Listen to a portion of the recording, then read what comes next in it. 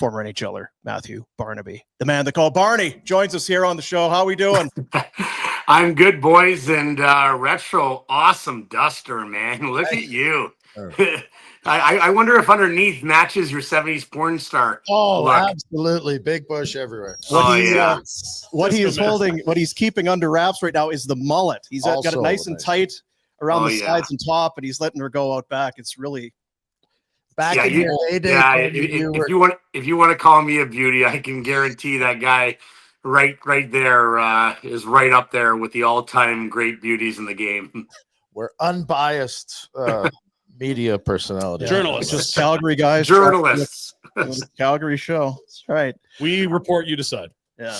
So, I mean, you were in the little green room there for a little bit. I don't want to get super sportsy and right into it, but obviously you would know what's the big talking point. It's less about who won game one, and it's about Sam Bennett, former Flame, enemy number one right now. I guess from the start, thoughts on the injury, the hit, the lack of a penalty. Now it sounds like a lack of a suspension or anything else. How soft goalies are. Carry on. Listen, I tweeted out right before that we heard from, I believe, Elliot Friedman that there'd be no supplemental discipline. I think that's the right call. I listened to you guys for 4 or 5 minutes before I came on. Listen, the shot to the head that he took had to have something to do with it. It was an absolute bomb. And yes, you get hit twice and you're not pulled out of that game already, or at least for a few minutes, like to see that's on the Toronto Maple Leafs medical staff. It's not a suspension, guys. Come on. It was a little. Listen, did he mean to do it? Was it probably a 2-minute penalty? Absolutely. Was it a suspension? Absolutely not. And I've been suspended 6 times. I've given almost $300,000 to our former players, and I love that they're using it wisely. I'd love to have it back and buy a Ferrari, but those guys are enjoying it. But as for the hit, not a suspension. Stolarz hopefully is okay and can return to this series because he's a big reason that they have a chance to beat the Florida Panthers. He's been like significantly better than Woll for the second half of the year. Like, this is a huge blow if he's out for any amount of time. Yeah, I think his save percentage this year was .926. I mean, they haven't seen that. If they add up all their goalies in the last 10 years together, a .926. So Joseph Woll wasn't great when he came in yesterday. Thank God that Sergei Bobrovsky was not good yesterday as well. So, I heard you guys talking. Is this a chance to get Reeves in the lineup? That's exactly what the Florida Panthers want, is to get Reeves into that lineup. He's not going to do the Toronto Maple Leafs any good. He's too slow. There's not going to be a lot of fighting. They're just going to let him run around, hopefully take penalties and capitalize. He's not coming into the lineup. So I'm going to play devil's advocate. What if you just say, hey, Reeves, go accidentally fall on Bobrovsky because we know the backup's not nearly as good as he is? Yeah, you know what's going to happen is if you don't hurt him, first of all, that conversation, if he's put into the lineup, someone's going to come down from the National Hockey League and say, if anything happens here, listen, you guys are getting massive fines. They come down before games all the time when stuff like this happens in the playoffs. You do that, you risk, first of all, a 5-minute major. The most important thing and paramount is to win game 2. That's how you can hurt the Florida Panthers and Bennett the most, is win game 2. And forget about everything else. It stings that it's like, hey, so the NHL now is going to start giving out fines for accidental on purpose goalie contact, but it wasn't there in game 1. Like, you see what I mean? Yeah. Listen, rewatch it. Did he mean to get him a little bit? But it wasn't egregious. It wasn't an egregious hit. Now, if you're up 4 or 5-1 in game 2 or down 4-5-1. Now it's time to go send a message. Grab Mitch Marner, give a little beating on him. Like. I heard a guy whining about last night. Go the other way. Go grab one of their smaller players. Don't grab Sam Bennett. The only guy that's going to fight Sam Bennett on that team is Max Domi. Like, Sam Bennett's tougher than anyone else on the Toronto Maple Leafs if Reeves is out of that lineup. So I always said, like, why go after the guy that did it if he's pretty tough? Go after someone smaller on that team. Go grab Sam Reinhart. Go grab him. Go grab someone else that's smaller that you could send a message that way. Now you're going to get fined and maybe risk a suspension, but that's what I would do if the game gets out of hand. But paramount is winning game 2 for the Toronto Maple Leafs. And to your point, that's exactly what the Panthers want. They want this devolving into like an alley fight. They'd love This is exactly what they want. This is a perfect game 1. If you're going to lose, this is perfect. Yeah, they want it in trenches. They want this ugly. They want this nasty. That feeds into their game, not the Toronto Maple Leafs game. They want it to get nasty. They want cheap shots. That's more up their alley. They got a plethora of guys that'll answer the bell that way. And coming from Matthew Barnaby, it just feels like it rings. Like, yes, that's if anyone speaks from experience as to maybe how to kind of get it into the, get it off the rails a little bit. I remember when you entered the league, it was like, this guy is something else. I'm just who were your, and I don't want to get too much away from what we're talking about, but influences, guys that you looked up to or modeled your game, because you've got to be an elite hockey player to get to the National Hockey League, but you had something else to go along with that ability. You were kind of a unicorn almost when you came in, because you weren't 6'4", but you were willing to go with anybody and you could play the game. How did you kind of put it all together? Well, I had the retro mullet when I came in. I just had half a tooth because I couldn't afford a dentist back then. So I had to have that half tooth for a year. So all the girls that I was with that last year, junior, man, that must have been nasty for you. I apologize. But yeah, everyone's talented at the lower levels in junior and growing up. My favorite player growing up was Mats Naslund, a small Swedish winger for the Montreal Canadiens, just a little skilled guy. In my last year junior, I had 111 points like everyone else did. And then you get to the NHL and you figure, okay, they got Alexander McGillney, Pat LaFontaine, Dale Howardchuck on the first power play unit. If it's Sesame Street and we're the four boxes that people can see right now, one would be flashing. Like one of these things is not like the other. And you realize if you want to carve your career out. Now, I made junior because I was too small and had to adapt and find a way to make junior, because I was a really small guy until I got to like 17, and then I grew and put on weight and got stronger like everyone does. But I just adapted to being an antagonizer and not being fearful of fighting guys. And that's kind of the transition when you go to the NHL, because once you go to the NHL, guys are so much bigger. They're men. They're playing for hundreds of thousands of dollars, now millions of dollars as we went through. So guys don't want to lose their job. So that's the real integral part of making that next step into the NHL is, are you willing to do anything? Because some people aren't willing to change their style. They're a skill guy in junior and they get to the NHL, they're like, I'm going to live and die on this hill. I grew up poor. Listen, I was going to do anything, taking a couple punches to the face to drive a nice car and date a nice girl and have a nice house and be in the NHL. No chance I wasn't doing it. Yeah. Who was your first scrap? And then we'll move on. First scrap was Sean Hill. Finally won one. Number 22, correct? Was it 22? Yeah, then the Stu Grimsons came along, the Darren McCartys, the Zdeno Charas. Then it was a long 15 years. Yeah, Zdeno Chara, that's a bad decision. Very bad. I've made worse. Trust me. Oh.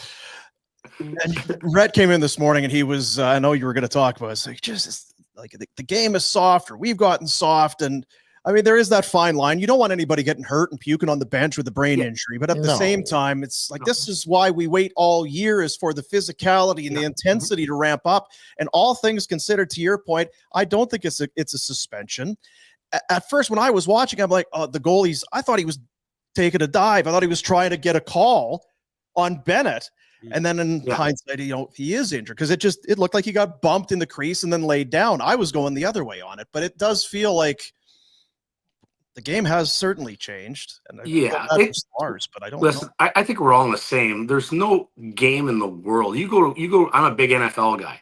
You go game 5 of the NFL and then you go to the Super Bowl. It's the exact same game. Like, it's the exact same game. Baseball's the same way. Pitching and bringing guys in, it changed a little bit that way, but basketball maybe a little bit more intense. Hockey, it's like you watch game 35 of the NHL and then you watch game 1 of the Stanley Cup, playoffs. It's like two different sports. It's not even close to being the same sport. So I think we're all there, and we don't want to go back to when Retro and I played in the archaic 90s and having that. Like, it was scary some nights there. Like, you get down with a minute to play by 2 goals. Like, someone's either going to two-hand you. If you have a little injury on your wrist, they're going to try to break it. I know I certainly was trying to do it to guys.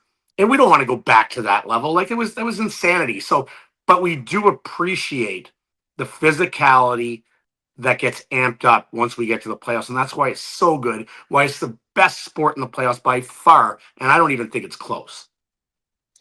What'd you think of the 2 Game 7s we had on the weekend? Just when you thought that Dallas-Colorado game couldn't be won There up. are hockey gods. It was. Because we saw it on the weekend. It's wild. I don't like wild. I don't think if either of those teams are on the road, either team wins. I think that's the importance of having home Game 7s when it gets there. And we don't mind playing on the road. Hockey players don't mind playing on the road. You kind of block it out. But that extra juice from your fans and Rantanen coming back, scoring a hat trick. I mean, Disney couldn't have written a better script for how that all unfolded. In Winnipeg with 1.6 seconds left, Perfetti scores an electric building, and then they win it in double OT. So awesome for hockey. The first round was absolutely amazing, and we're just going to build off it and keep going, and hopefully a couple Canadian teams get far, and we're able to talk more and more about hopefully 93 since the Canadians won it last. We have a Stanley Cup champion at some point from Canada. Do you think Hellebuck has he kind of gotten over a hump here? Is this a mental victory for him and he can settle in, because it has been rocky roads in the playoffs for this guy?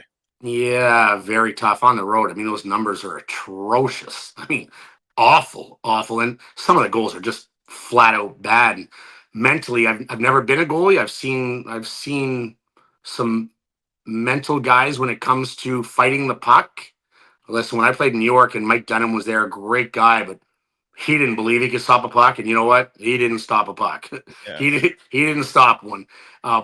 I think it's a big thing that they won in Game 7. But we're gonna have to see how he is on the road again. He doesn't look comfortable. No, and how about that? When you get pulled and you're going to be the Vezina Trophy winner, you're going to be up for the Hart, might win the Hart, and you're in an opposing stadium, and they're just chanting, "We want Connor." Like, is there anything worse when you're pulled and you're playing so bad that they want you in over Eric Comrie? Like, please get the Vezina Trophy guy back in the net. Like, just awful. Just awful. So that just builds on it. So now he has a chance to go in the President Cup, President Trophy winners in the regular season. They're going to start at home, and they've been very good at home. And then you look at a guy like just Mark Scheifele. Is he ready to come back? Is he healthy enough? Because I don't think without Mark Scheifele, they stand a chance in the series. Yeah, you got Morrissey as well in Winnipeg, and then on the other side, Robertson and Heiskanen. Yeah, maybe they're back. I mean, if you didn't like the Blues and the offense they created, a healthy Dallas club is going to be no fun for Connor Hellebuck. How about Dallas beating that Colorado team without Heiskanen and without Robertson? Wow. I mean, it's mind blowing. So it was a great series. We had so many great series in that opening round. So physical. When you look at St. Louis, I think Florida, now Toronto had the puck a lot more. I think Florida had 51 hits. I think they out hit them like 51-24 or something close to that. So the physicality, like you said, teams getting healthy. You get through a Colorado team. Dallas is going to be very, very, very tough to beat. Do we like Toronto more this year? I mean, Bobrovsky wasn't good last night, and I'm not sure if that wasn't the difference in the game. But do we like the poise and the attitude of the Leafs with Berube behind the bench? Yeah, I mean, Bobrovsky, that first goal, that's putrid. That's Bantam stuff. Like, when I was coaching my kid in Buffalo back in the days, my goalie would have been yanked right there. I got no time for right out. For a shitty goal. Get the hell out. Get the hell out. Listen, I once pulled 2 goalies and went with 6 skaters for about 12 minutes to prove a point. I'm not going to recommend that to any coaches that are parents out there. Does not go well with the 2 goalie dads and a manager. But this is the best Toronto Maple Leafs team we have seen in 10 years. Tanev's a huge addition to that team. Physically blocking shots. This team blocks a lot more shots than they're used to. Stolarz has really solidified that back end. And they've taken on, listen, they don't have the mentality of Craig Berube because that's not how they're built. But some of the guys that they've brought in, and the Max Domi's plays hard.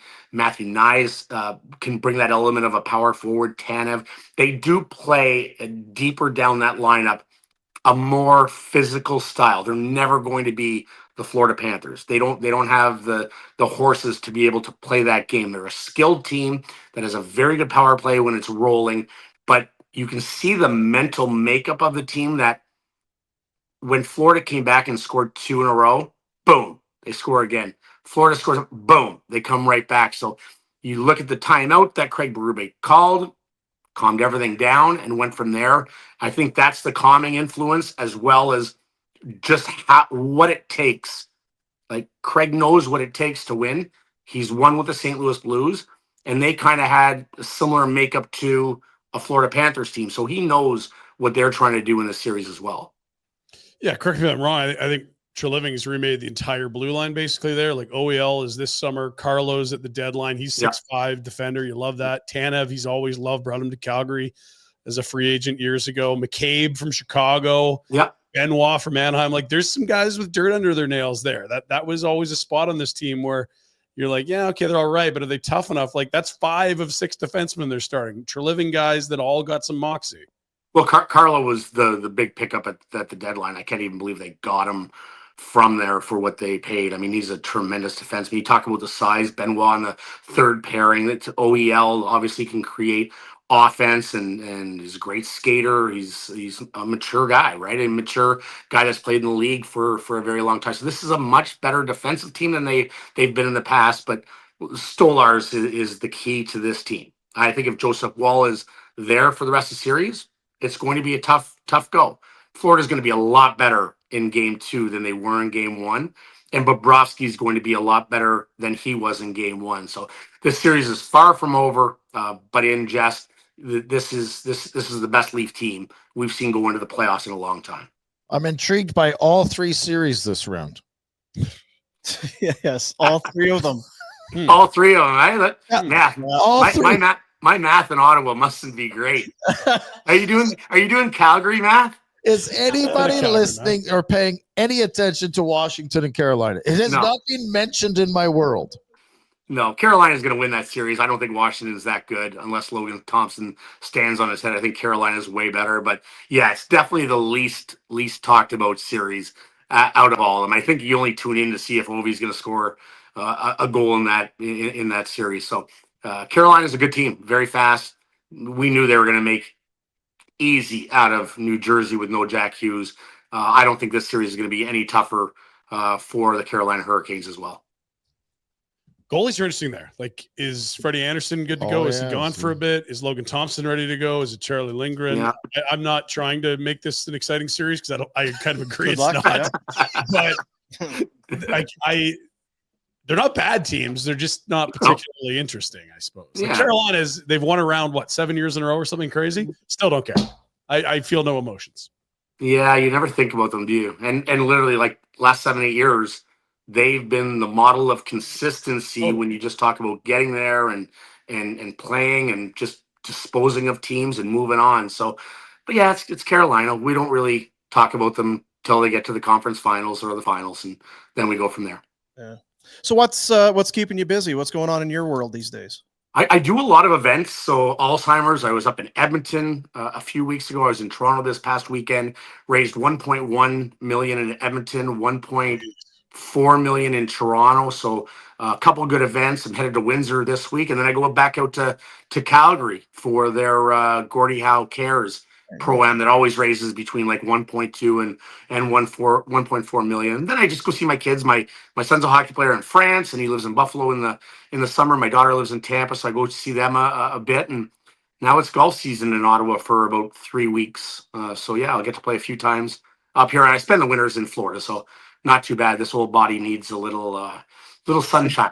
Vitamin D. How was I felt guilty not going to Razor's thing, but then I thought, well, if I ever had an event, there's no way he's traveling to come to mine. So, like, it is not a two-way street. How did it go? How was the big event in Buffalo? Well, especially knowing we had to pay for it ourselves. Yeah, that's that true. was a nice touch. True Buffalo Sabres way of treating alumni up there. And you fucking know well that if Razor has to spend 5 cents of his own money, he's not walking across the street for any of us. any of us. Not a chance. That big-headed bastard is spending. He's probably still driving the '92 Taurus with no power windows. My brother, I got traded there from Florida, and my brother came down to watch, and he's like, you're parking in the back. He's like, who's driving the Taurus? Like, I was rooming with Racer. He got a truck, and we're rooming together. And I still remember in Montreal, and we're sitting in bed watching before we shut the lights out. And he's like, I don't know about this truck. And I knew exactly where he was going to go with this.